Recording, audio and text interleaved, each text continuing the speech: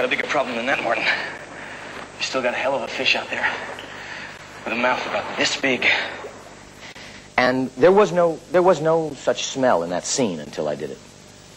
Not on paper? No, it was just, we didn't even think of it until we actually got down there and did it, and I said to someone, this must stink. And they said, woof, and then that's what happened. And if I'm not mistaken, that's the take. That was only one take or two takes of that. And that was just something I did on the spot there. When I was set to do Close Encounters, Steven Spielberg and I were flying down to Mobile, Alabama to scout locations. And on the plane, he turned to me at one point and he said, let me ask you a question. I said, okay.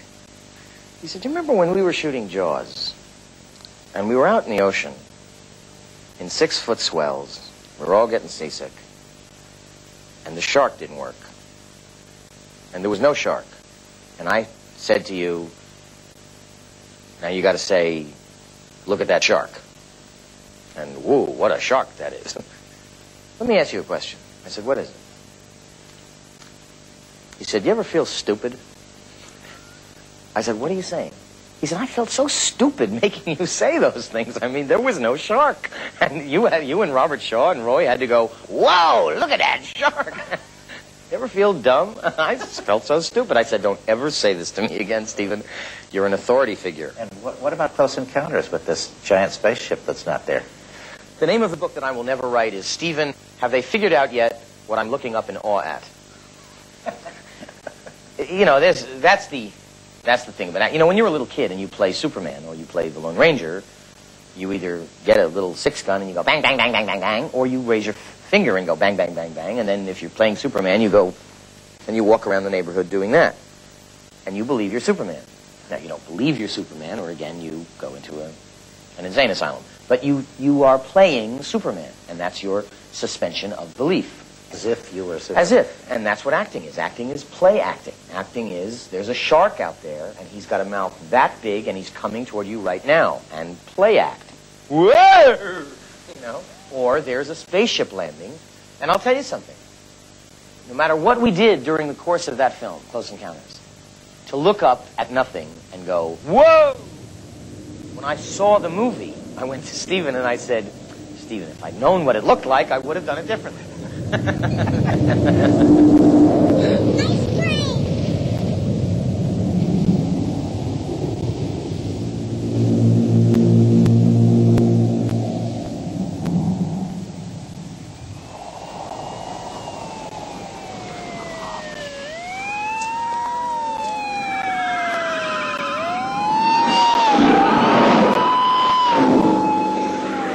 This is nuts.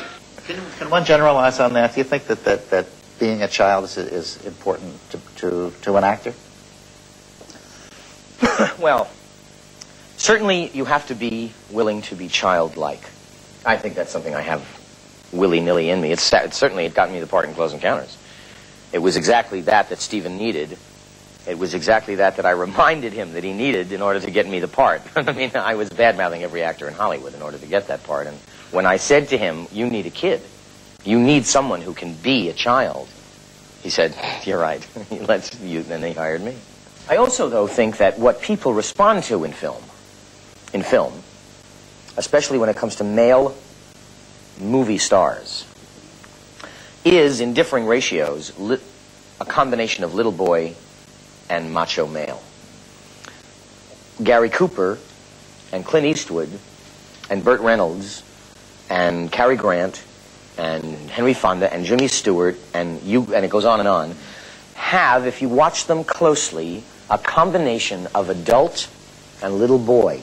Cooper had that kind of gosh thing that he did, and Stewart, where it's easy to perceive, but it's in everyone. It's in every male star that you go back to see again and again over 30 or 40 years has it in differing ratios. And it's when I was, as a kid, trying to understand what were the components of being a motion picture star, that was the thing that I began to perceive was the common denominator in all male actors, male stars.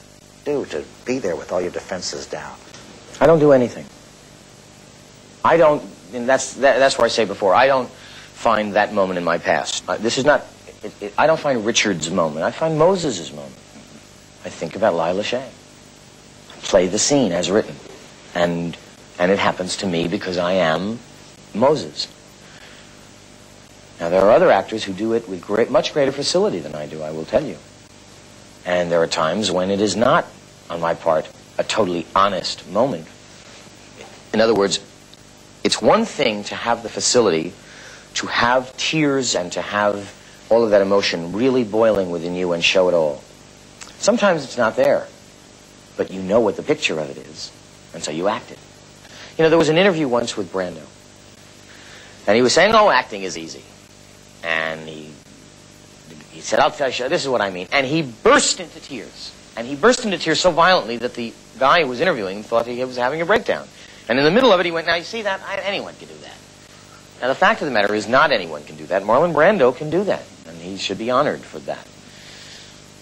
An actor is someone who knows what the picture is, knows what it looks like, knows what it feels like, and can do it either by telling the truth and lying, telling the truth or lying. Sometimes you got to lie. Sometimes it's not there. It's just not there. But I know what the picture is, so I'll fake it, and hopefully you'll never know that I'm not feeling it. And other times you're feeling it, and so that's that much easier. But if you felt it every night in a long run, you'd shoot yourself.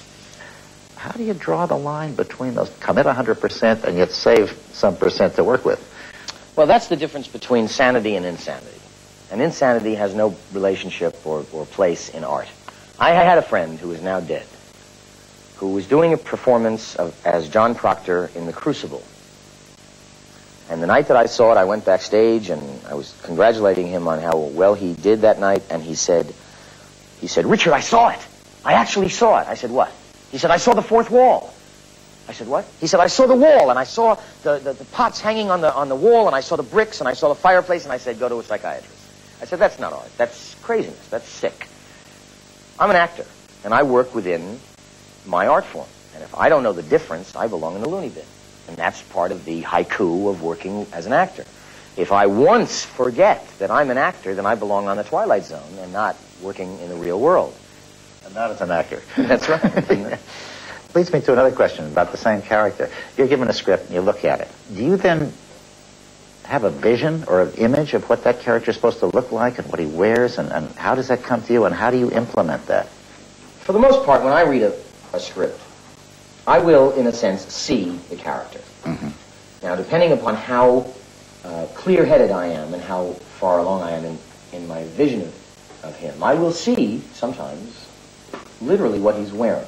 As, for instance, when I did Major Barbara at the Mark Taper Forum, I knew what this guy wore the second I heard that the part was not cast. Really? Yeah, I mean, I knew how Bill Walker walked, talked, and then my rehearsal process is filling that in, is learning how to wear that clothing. When I say that I've learned how to take risks since I'm 30, what I mean is that since I'm 30 years old is when I have begun rehearsal processes without knowing what a character eventually looks like. Where did that take you? Well, I think it took me to some wonderful work last year. I did Requiem for Heavyweight in New Haven, Connecticut, and the character was 20 years older than me, and he was a rat. He was a small-minded little sniveling creature. And when I first said I'd do it, I had no idea of who he was or why he was or what he looked like or how he sounded or what. And through the process of working with the actors and the director, I found him. But I had no original vision. None. Really? And that, to me, is a risk. A well-known acting teacher once described the performance process like this. He said, as an actor, you are an acrobat, there's a full house, you're on the high wire, and there is no net. Now, in this scene from The Goodbye Girl, Paul Benedict, as the director, is asking you to take an enormous risk. You're unhappy, Elliot? Unhappy? No. I am freaking petrified. The critics are going to crucify me, Mark. And gay liberation is going to hang me from Shakespeare's statue by my genitalia. You got to help me, Mark. What do you want? I want my humpback. I want my club foot. I want a little paralysis in my right hand. I don't mean a lot, just a little, 2 stiff fingers. I mean a little motivation. I see. You want to play it safe, huh? You want to give us your standard conventional rigid. Well, I can't argue with that, Elliot. They've been doing it that way for 400 years. Listen, what do I know? I'm lucky to get the part. I know that. I come from Chicago. We do things a little differently out there. We do the play as written.